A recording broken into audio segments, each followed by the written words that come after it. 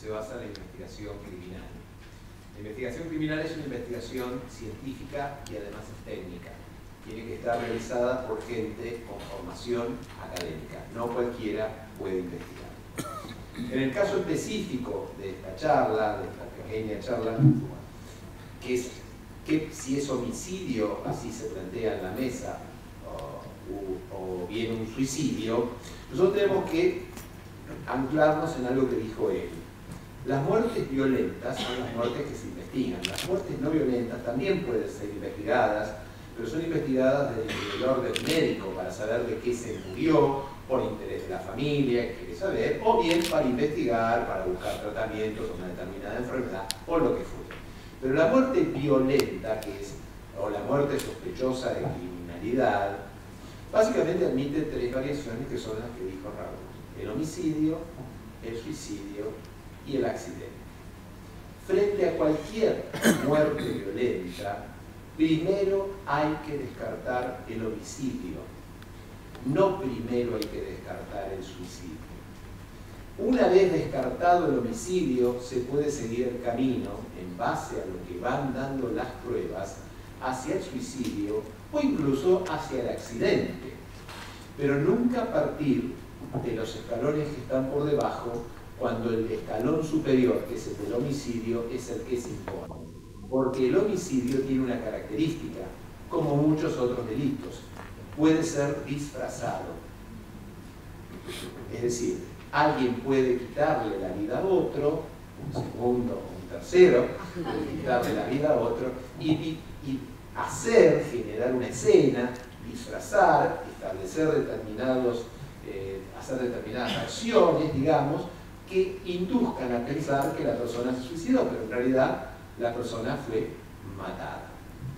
Específicamente, yo soy psiquiatra y en la investigación de la muerte violenta siempre se pensó que trabajaban los tanatólogos, que son aquellos médicos que se dedican a investigar la muerte en sí misma. Pero ya hace más o menos 30 años que las disciplinas que tienen que ver con el ámbito psi, es decir, con el ámbito de la psiquiatría, de la psicología, del psicoanálisis, han entrado en la investigación criminal. ¿Por qué? Porque toda la investigación criminal se va a basar en un muy buen examen del lugar del hecho y un muy buen examen autópsico. Si tomamos algunos casos que fueron paradigmáticos, yo por estar todavía trabajando aún, porque no soy tan viejo, no me he jubilado, en el Poder Judicial, no puedo dar detalles de casos en los que participo. Por lo tanto, voy a hablar en términos generales, sin hacer hincapié o hacer ninguna connotación particular. Pero si nosotros tomamos casos que hemos escuchado, vemos que siempre la autopsia falla, o hay problemas para determinar la data de muerte, o hay problemas para determinar el mecanismo de la muerte. ¿Por qué? Porque se basan en viejas tradiciones y viejas lecturas de libros franceses, y eso está superado.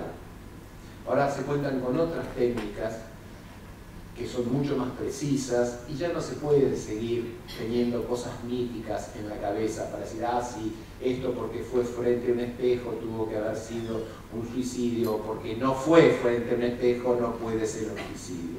Y desterrar todos unos mitos. Entonces, la escena del crimen y la autopsia son los elementos con los que se trabaja. La escena del crimen también puede ser leída desde lo psicopatológico, lo psicológico, lo psiquiátrico, de la misma manera que es leída desde lo balístico, lo criminalístico, cualquiera de las otras disciplinas que tienen que ver más con las ciencias duras. Las que tienen que ver con las ciencias más conductuales o de la personalidad también sirven para investigar este tipo de muertes. Y en el caso particular de querer investigar un suicidio, hay una técnica que se llama autopsia psicológica, que con el caso que citó Raúl de Nisman, en un momento dado se habló que se iba a hacer una autopsia psicológica. Bien, como les decía Raúl, para poder hablar de algo hay que saber de lo que se habla. Nunca una autopsia psicológica se puede hacer inmediatamente a la muerte. se tiene que esperar como mínimo 6 meses, porque es una técnica de recoger información a partir de testimonios no en el sentido jurídico, sino entrevistas que se le va a hacer a personas que conocían a la persona que supuestamente se suicidó. Por lo tanto, el tiempo habitual que una persona que guarda un lazo de familiaridad, de amistad, de conocimiento medianamente profundo como para poder aportar datos que a nosotros nos permitan inferir qué características tenía esa persona, porque acá no es una entrevista psicológica o psiquiátrica que nosotros charlamos con la persona 1, 2, 3, 4 veces y vamos sacando conclusiones. Acá no sabemos nada de la persona. Todas las referencias van a ser indirectas y tiene que ser una persona relativamente próxima al fallecido. Por lo tanto, tiene que haber pasado por su periodo de duelo, porque si no, el afecto nos va a llevar que nos dé información errada. Bueno, y esa técnica se llama MAPI, Modelo de Autopsia Psicológica Integrado, que en realidad fue sistematizado en Cuba. Todos los otros datos académicos que figuran, que fueron los ingleses, que fueron los americanos, incluso dicen hasta que fueron los uruguayos, en realidad no son ciertos. La sistematización del protocolo se hizo en Cuba, lo hizo una persona que es la doctora Teresita Pérez, y básicamente es larguísimo, son una serie de datos que hay que recoger sobre la vida de esa persona, establece 3 elementos que no son determinantes para decir si fue un suicidio, pero si están presentes, podemos decir con cierto grado de probabilidad, que se puede medir, de hecho se puede hacer hasta con un sistema informático, si pudo haber sido o no un suicidio. 3 cosas son las que busca el MAPI: determinar los factores predisponentes al suicidio, determinar los factores de alerta respecto del suicidio y determinar las conductas presuicidas. ¿Qué significa esto? Para poder entenderlo tenemos que decir que motivaciones suicidas son tantas como personas hay en el mundo. Pero sí, los suicidas, los psicólogos, los psiquiatras, los psicoanalistas, pudimos clasificarlos, no yo, incluyo dentro del grupo de los profesionales, la gente que ha trabajado en este tema, pudo establecer que hay 5 grupos de suicidas, con lo cual hay un mito que ahora van a ver que se cae rápidamente. El primer grupo es el que se llama de los desesperanzados. Tal es así que hasta la edad moderna al suicidio, si bien existía la palabra, se lo llamaba desesperación. ¿Por qué? Porque el que pierde esperanza, el que no puede esperar, no tiene ningún tipo de raíz, no está enraizado en la situación. Por lo tanto, estar o no estar le da lo mismo. Y si es una situación que es penosa, va a tratar de evitarla y va a tratar de desaparecer. Entonces, los desesperanzados son aquellos que aceleran algo que saben que va a pasar.